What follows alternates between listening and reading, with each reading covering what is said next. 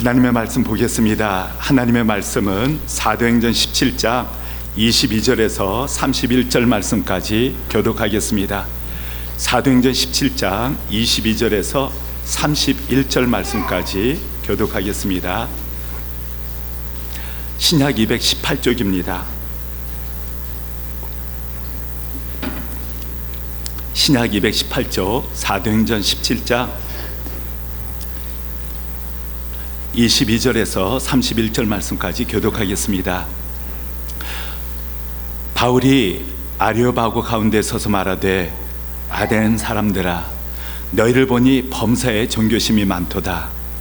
내가 두루 다니며 너희가 위하는 것들을 보다가 알지 못하는 신에게라고 새긴 단도 보았으니 그런즉 너희가 알지 못하고 위하는 그것을 내가 너에게 알게 하리라.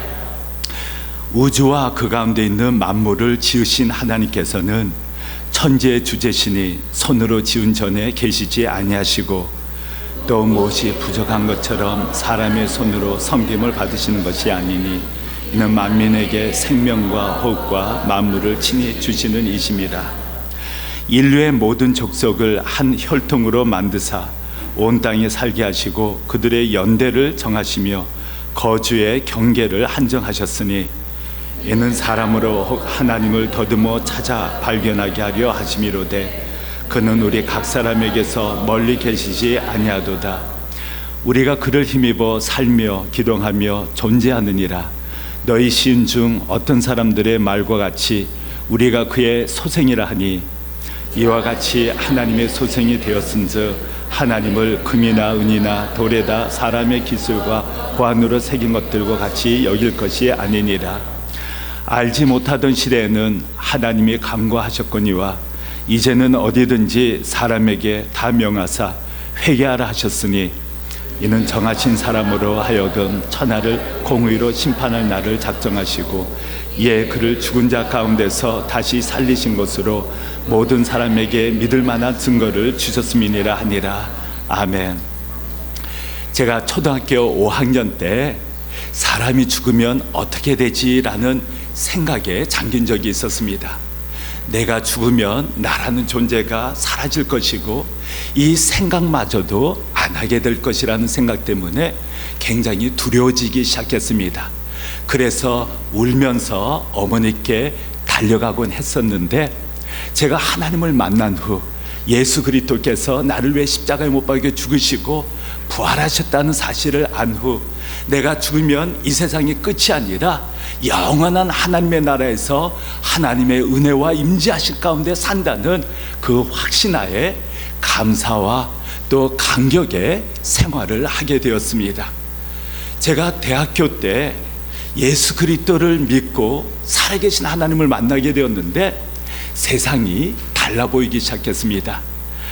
푸른 하늘, 산, 그리고 꽃과 나무들이 너무너무 아름답게 보였습니다. 세상이 하나님에 의해서 창조되었다는 그 사실로 말미암아 그리고 하나님께서 살아계시고 내가 이 세상의 끝이 아니라는 사실을 안 후에 저는 그리스도를 전하고 하나님을 찬송하고 복음을 위해 살게 되었습니다. 오늘 본문 말씀은 사도 바울이 아테네에서 예수 그리스도의 복음을 전하는 내용이 언급되어 있습니다. 사도 바울도 예수 그리스도를 부인하고 하나님을 대적했던 사람이었습니다. 그는 유대주의자였고 예수 그리스도께서 메시아라는 사실에 대해서 분개한 사람이었습니다. 그래서 교회를 핍박했고 크리스찬들을 잡아다가 옥에 가두고 그리고 스테판 집사를 죽음에 몰아넣는 일에 앞장섰던 사람이었습니다. 그러던 사도 바울이 어떻게 해서 복음을 전하는 사람이 되었습니까? 어떻게 해서 하나님께서 살아계시고 예수 그리스도께서 그리스도인데 우리 죄를 위해서 죽으시고 부활하셨다고 증거하는 하나님의 사람이 될 수 있었습니까? 사도행전 26장 8절에서 11절 말씀까지는 사도 바울이 예수 그리스도를 만나기 이전에 구체적인 삶에 대해서 언급을 하고 있습니다. 8절에 보면 사도행전 26장 8절입니다. 당신들은 하나님이 죽은 사람을 살리심을 어찌하여 못 믿을 것으로 여기나이까? 나도 나사렛 예수의 이름을 대적하여 많은 일을 행하여야 될 줄 스스로 생각하고 예루살렘에서 이런 일을 행하여 대제사장들에게서 고난을 받아가지고 많은 성도를 옥에 가두며 또 죽일 때에 내가 찬성 투표를 하였고 또 모든 회당에서 여러 번 형벌하여 강제로 모독하는 말을 하게 하고 그들에 대하여 심히 격분하여 외국 성에까지 가서 박해하였고 이것이 예수님을 만나기 이전의 삶이었다고 사도 바울은 고백합니다. 교회를 박해하고 크리스찬들을 죽이고 옥에 가두고 심지어 시리아 다메섹까지 가서 예수 믿는 자를 핍박하기 위해 가던 중에 살아계신 하나님 예수 그리스도를 만났다는 것입니다. 예수 그리스도를 만난 후 그의 삶이 어떻게 변화되었습니까? 사도행전 26장 20절에서 23절에 그가 예수님을 만난 후에 변화된 모습에 대해서 간증을 합니다. 20절, 먼저 다메섹과 예루살렘에 있는 사람과 유대 온 땅과 이방인에게까지 회개하고 하나님께 돌아와서 회개에 합당한 일을 하라 전함으로 유대인들이 성전에서 나를 잡아 죽이고자 하였으나 하나님의 도우심을 받아 내가 오늘까지 서서 높고 낮은 사람 앞에서 증언하는 것은 선지자들과 모세가 반드시 되리라고 말한 것밖에 없으니 곧 그리스도가 고난을 받으실 것과 죽은 자 가운데서 먼저 다시 살아나사 이스라엘과 이방인들에게 빛을 전하시라 함이니이다 하니라. 그가 예수 그리스도를 만난 후에 복음을 전하기 시작합니다. 그리고 유대인들과 이방인 사람들이 복음을 듣고 하나님 앞에 회개하고 돌아올 수 있도록 살아계신 하나님을 경배하고 의지하고 그리스도를 위해서 살아가도록 복음을 전하는 자가 되었다라고 고백합니다.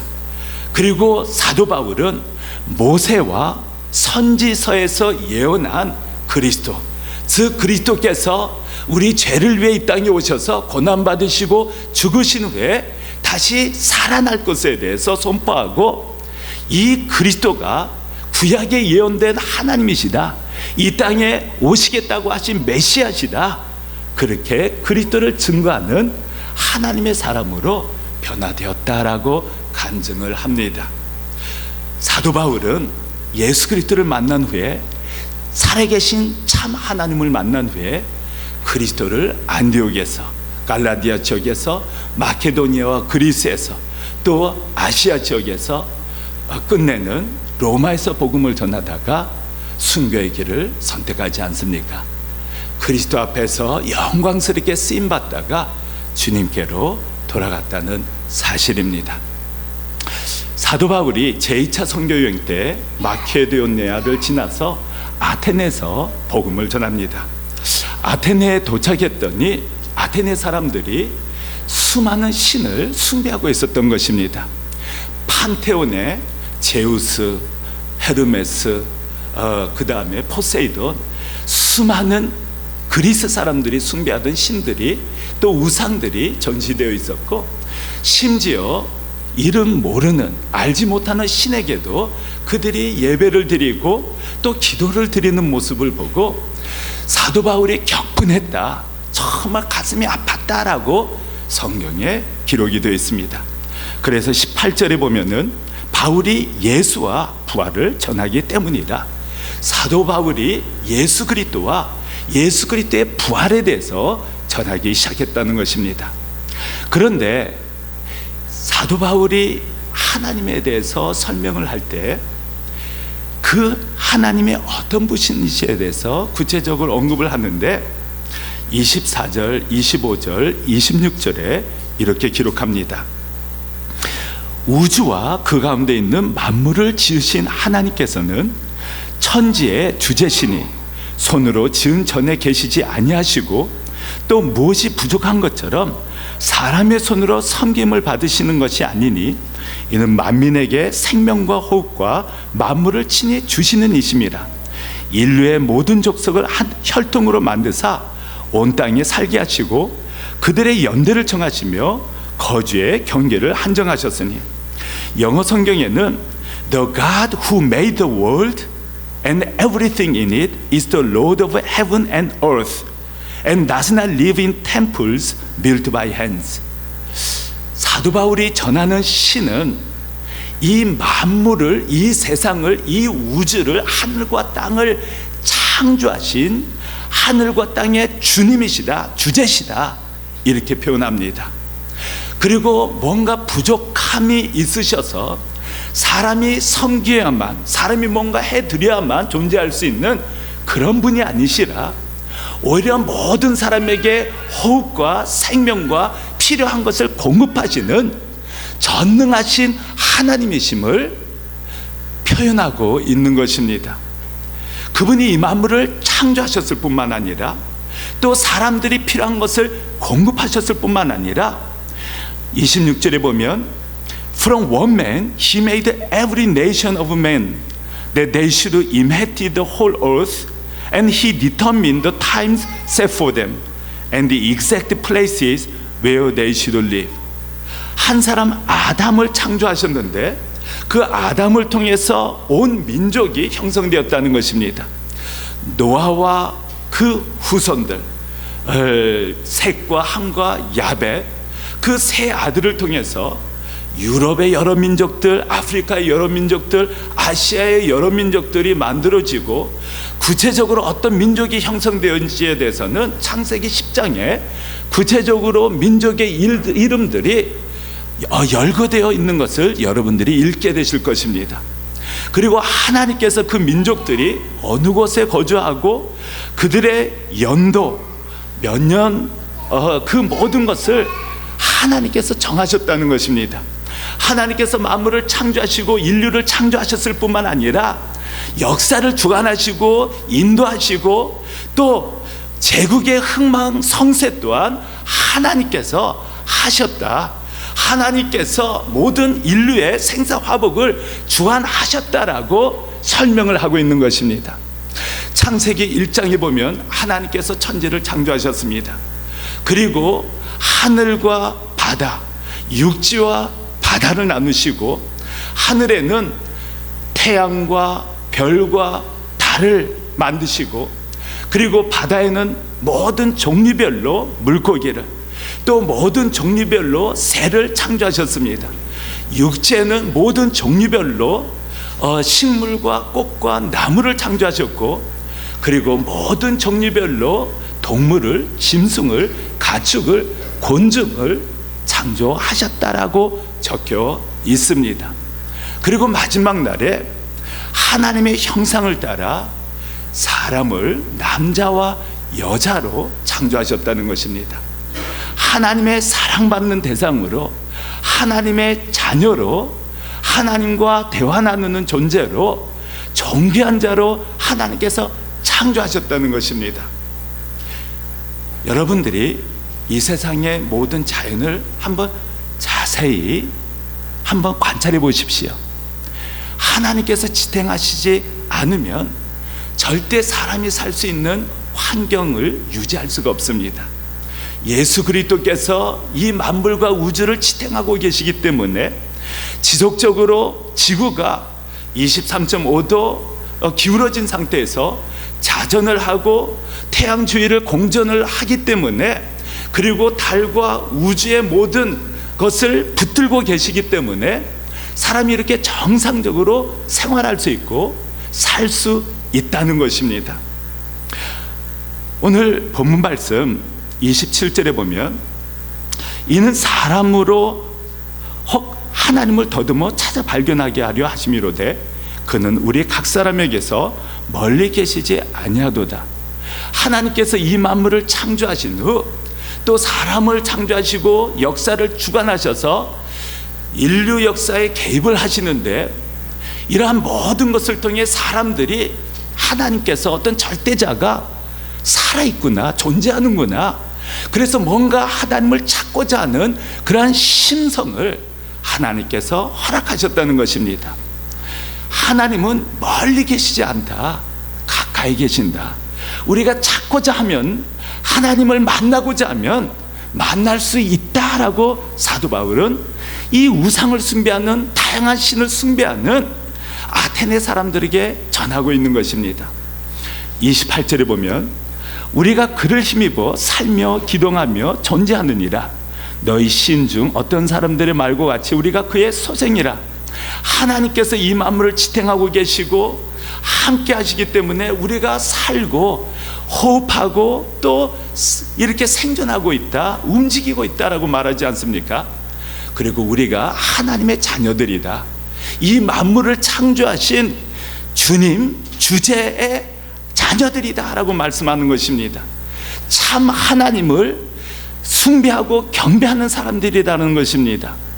29절에 보면 이와 같이 하나님의 소생이 되었은즉 하나님을 금이나 은이나 돌에다 사람의 기술과 고안으로 새긴 것들과 같이 여길 것이 아니니라. 하나님의 자녀들이기 때문에 이 세상의 신들, 사람들이 새긴 우상들, 이 세상의 철학이나 사람들이 만들어낸 어떤 무엇을, 또 자기 자신을 신으로 숭배하면, 우상으로 숭배하면 안 된다는 것입니다. 하나님의 자녀들이기 때문에 참 하나님을 마음으로부터 경배하고 섬기고 의지하고 하나님의 말씀대로 살아야 한다. 이것이 오늘 사도 바울의 메시지입니다. 30절에 알지 못하던 시대에는 하나님이 간과하셨거니와 이제는 어디든지 사람에게 다 명하사 회개하라 하셨으니 이는 정하신 사람으로 하여금 천하를 공의로 심판할 날을 작정하시고 이에 그를 죽은 자 가운데서 다시 살리신 것으로 모든 사람에게 믿을 만한 증거를 주셨음이니라 하니라.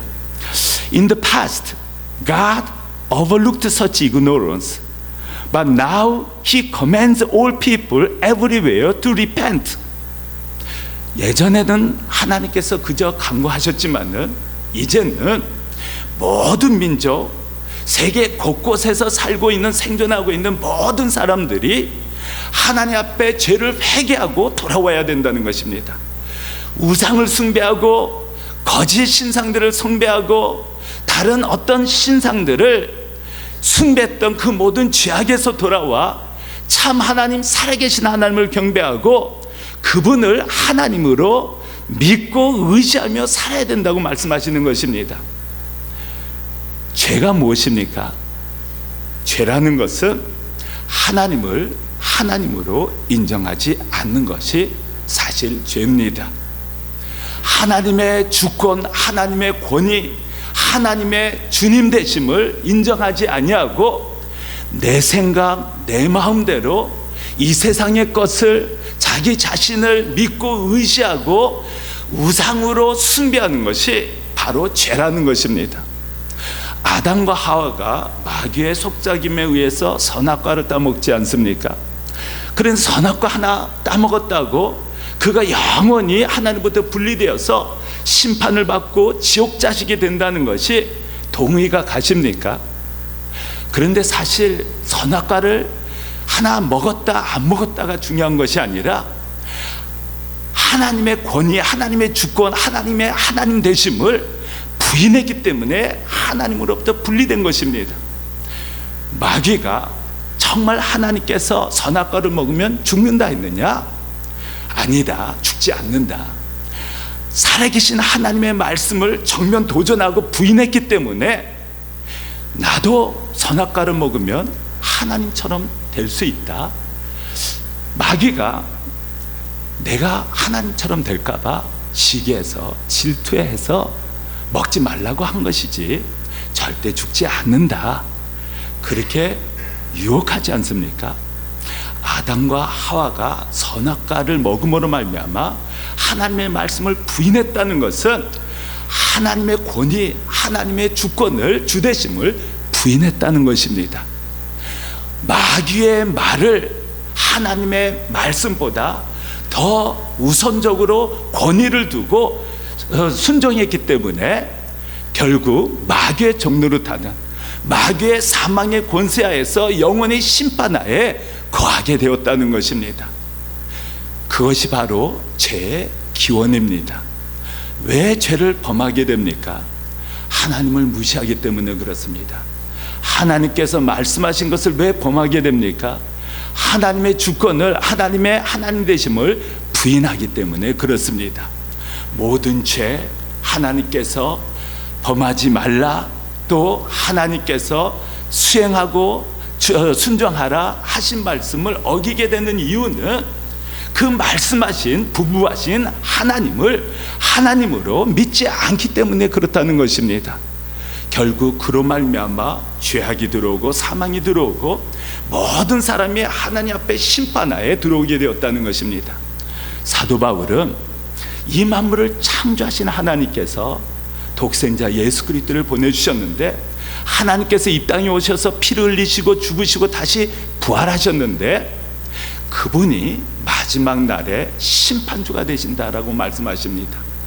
우리의 모든 죄악을 심판하실 주님으로 하나님께서 세워주셨다.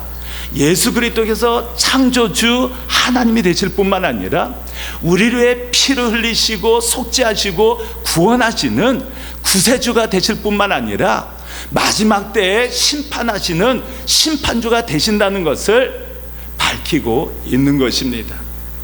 그런데 하나님께서 죄악 가운데 죽어가는 여러분과 저 인류를 위해서 하나님의 아들이신 그리스도께서 십자가를 지시고 고난받으시고 피를 흘려 죽으시지 않았습니까? 누구든 이제 그리스도를 믿음으로 말미암아 죄사함을 받고 구원을 받고 하나님의 자녀가 되어 그 심판을 피할 수 있다. 영원히 하늘나라에서 하나님의 은혜와 임재하신 가운데 정말 눈물과 슬픔이 없는 그곳에서 영생할 하나님의 약속을 언급하고 있지 않습니까? 사도행전 26장 23절에 어떻게 말씀하고 있습니까? 곧 그리스도가 고난을 받으실 것과 죽은 자 가운데서 먼저 다시 살아나사 이스라엘과 이방인들에게 빛을 전하시라 함이니라. 구약에 예언되었던 그 메시아, 하나님께서 이 땅에 오실 것, 메시아가 오셔서 인류의 죄를 위해 십자가를 지시고 고난받으시고 죽으시고 부활하실 것에 대한 그 약속 복음만 내가 전하고 있기 때문에 이렇게 고난을 받고 있고 이렇게 피를 흘려가며 하나님의 사역을 감당하고 있다라고 말씀하고 있습니다. 죄의 근원은 하나님을 하나님으로 인정하지 않는 데서 시작한다는 것입니다. 그렇기 때문에 사도 바울은 오늘 본문 말씀 다시 17장으로 돌아가서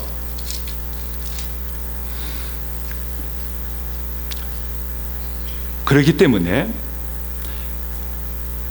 30절 알지 못하던 시대는 하나님이 간과하셨거니와 이제는 어디든지 사람에게 다 명하사 회개하라 하셨으니, 하나님을 하나님으로 경배하지 않았던 것, 하나님 앞에 범죄한 모든 것을 회개함으로 다시 살아계신 천 하나님께로 돌아오라는 것입니다.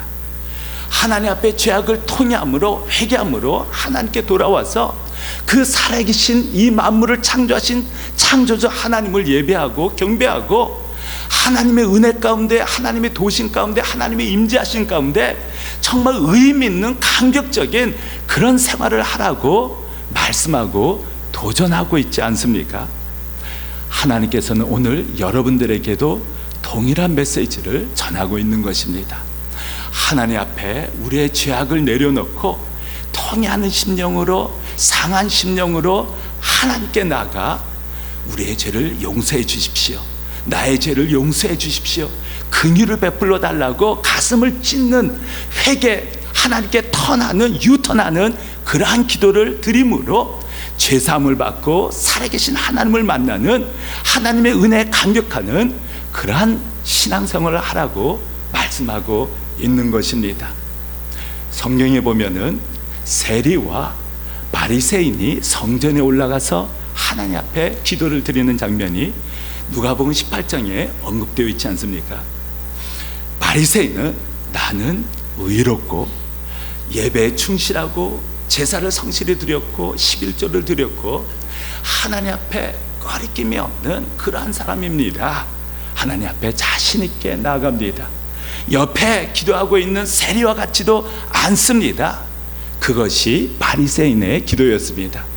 세리는 가슴을 치며 감히 얼굴을 들지 못하며 정말 하나님 앞에 긍휼을 베풀어 달라고, 하나님 앞에 은혜를 베풀어 달라고 가슴을 치며 통회하는 심령으로 하나님 앞에 나가지 않습니까?